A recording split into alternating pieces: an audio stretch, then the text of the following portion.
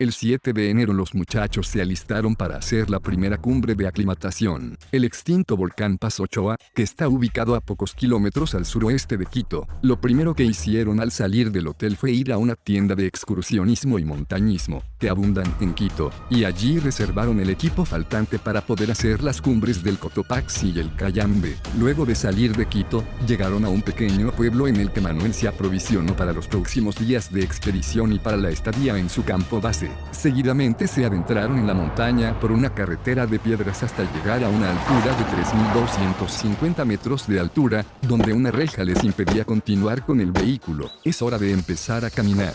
La primera parte del trayecto a pie es a través de una carretera de tierra bordeada por un bosque de pinos y por un riachuelo canalizado en uno de sus lados. La carretera los llevó en un rato a una casa que parecía estar en construcción o abandonada y que tenía en su entrada un cartel que decía como una Pasochoa. De ahí en adelante empezaron a cruzar a campo traviesa por varias parcelas cercadas con alambre de púas hasta llegar a la cresta que los llevaría a la cumbre. Empezaban a ver el típico pajonal andino de Ecuador. El clima se mantuvo en todo momento nublado, frío y con lloviznas dispersas. Al llegar a los 3.750 metros de altura se dan cuenta que en el centro de los mogotes del pajonal hay acumulaciones de nieve. Siguen caminando. De pronto, al dar la vuelta a una cresta se encontraron de frente con el Cotopaxi. Pararon la marcha para quedar extasiados viendo el paisaje. Fue entonces cuando también los chicos conocieron, de vista, a la Antisana, otro imponente volcán de Ecuador. Diego, el hijo de Manuel, les mostró también el Sincholagua, próxima cumbre que planeaban realizar, y también donde quedaba el campo base de Manuel.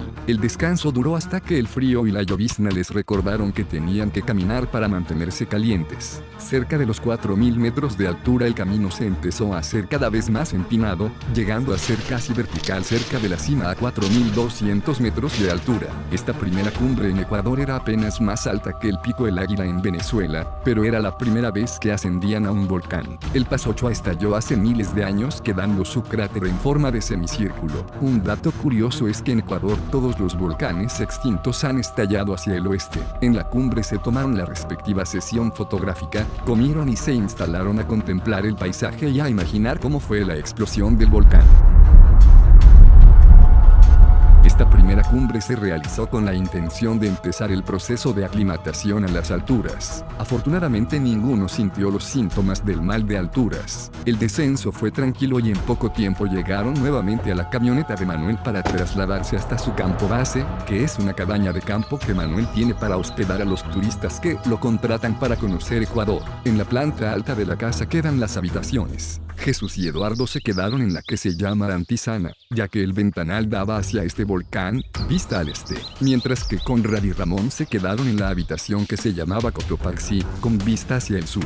La atención de Manuel y su señora fueron de primera. La esposa de Manuel se integró a la actividad de montañismo, colaborando en la logística del campo base.